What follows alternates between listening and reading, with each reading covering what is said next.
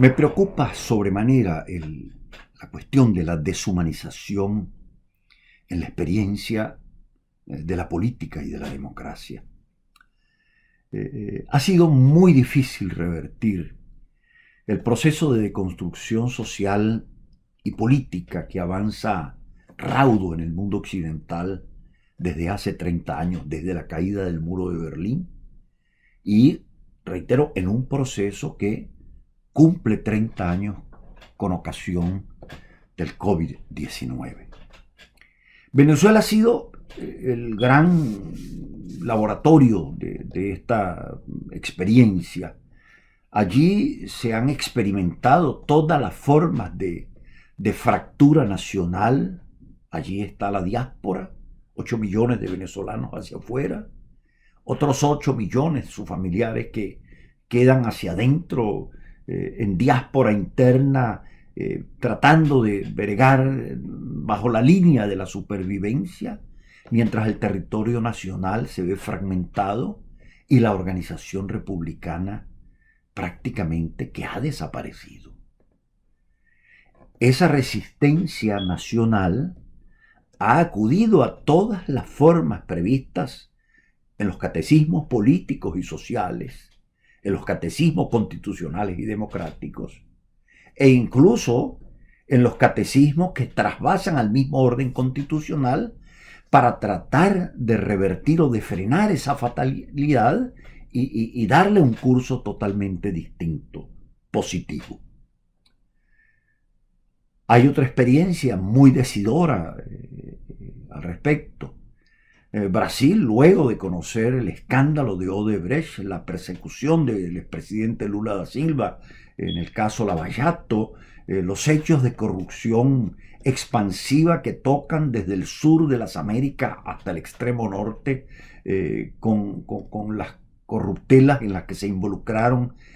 presidentes, expresidentes y actores políticos, y por los cuales ciertamente se responsabilizaba fundamentalmente a esta empresa, a la Odebrecht y al presidente Lula da Silva, que mantenía vínculos muy estrechos con ella. Pasado el tiempo, la justicia brasilera purifica estos hechos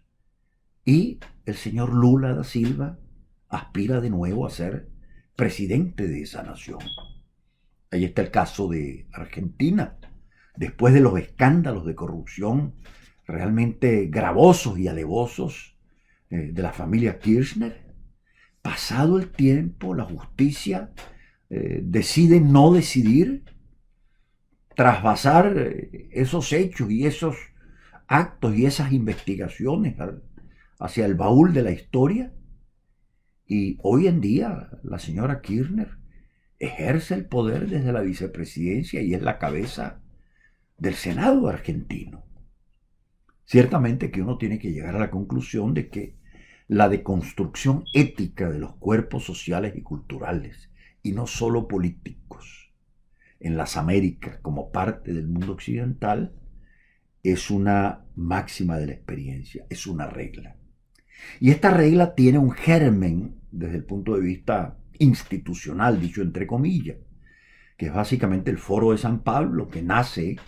entre los años 90 y 91 y que encuentra como mascarón de proa, pasados 30 años, al Grupo de Puebla. Todos a uno hablan de la disolución nacional, de la emergencia de nuevas formas identitarias, no solo en lo racial, sino también en lo sexual. Hablan también de gobernanza digital y de transición verde, de la formalización de otras modalidades de ejercicio de la administración de justicia distintas a las que conociese la democracia y el Estado de Derecho. En fin, se habla en todas ellas y en sus agendas de la deconstrucción de los sólidos occidentales,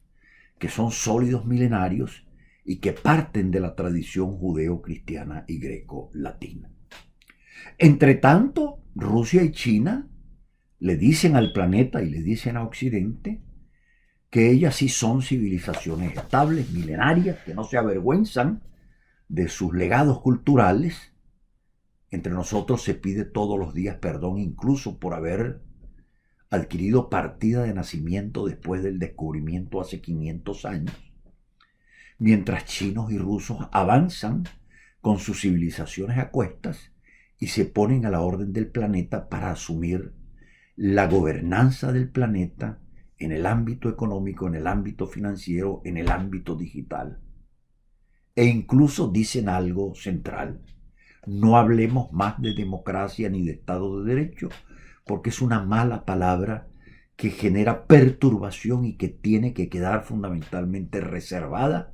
al ámbito histórico, cultural y nacional de cada pueblo, de cada estado, de cada nación. Pues bien,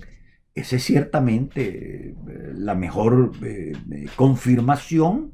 del proceso deconstructivo que nosotros hemos conocido en América Latina en el curso de los últimos 30 años. De esto y sobre esto advirtió a tiempo el Club de Roma. El Club de Roma hablaba de la primera revolución industrial a raíz de la caída del muro de Berlín y decía que había una olla de presión que estaba explotando y que despertaba fenómenos y devociones nacionalistas y conflictos sociales que, si no eran atendidos a tiempo, suscitarían miedos incontrolables y que al final puede llevar a extremismos peligrosos, a fuertes confrontaciones que puedan poner en peligro la misma existencia del género humano. No por azar, allí tenemos el aldabonazo de la guerra en las puertas o en la puerta entre Oriente y Occidente en Ucrania, por obra y acción fundamentalmente de los rusos y de los chinos. Entre tanto, los políticos latinoamericanos, también los venezolanos del siglo XXI, están mejor distraídos en su metaverso, formulando políticas públicas para saber cómo se organiza el poder del Estado, como si la sociedad y la nación venezolana estuviese viviendo en condiciones de normalidad. Y cabe preguntarse, me pregunto, se preguntarán ellos, si esa nación despedazada y en diáspora que transita por el Darién, les resultará pertinente que se le acerque a algún actor político para preguntarle si va a participar en unas elecciones primarias o presidenciales en Venezuela. Hasta tanto no se restañen esas heridas, no logre adquirir recomposición el conjunto de lo social en nuestros países, y estas fracturas culturales, este deconstructivismo social y cultural que ha venido avanzando, hasta tanto no logre frenarse, será imposible poder hacer un ejercicio de política. Los líderes, por cierto, no responden a una pregunta que tendría que ser esencial para una cultura que, como la occidental, tiene una tradición ética. Frente a la gobernanza digital, los habitantes de Occidente, de las Américas y de Venezuela admitirán quedar simplemente como meros datos o ser usuarios de los algoritmos a través de los cuales se ejerce básicamente la gobernanza digital, dirigida no a los aspectos espirituales, sino a los aspectos sensoriales de cada ser humano, sino que lo confiese cada usuario de un artefacto electrónico, de un celular. Y la otra pregunta que tendría que tener una respuesta cabal: ¿aceptaremos los latinoamericanos, los venezolanos, los miembros de la cultura occidental,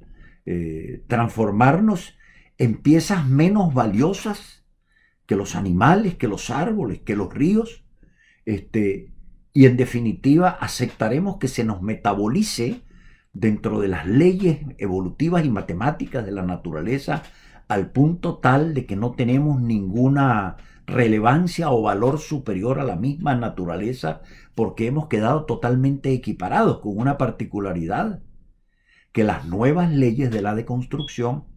protegen más a la naturaleza, mientras a los seres humanos se les abre el camino para que acaben con la vida al principio y destruyan la vida también en sus finales?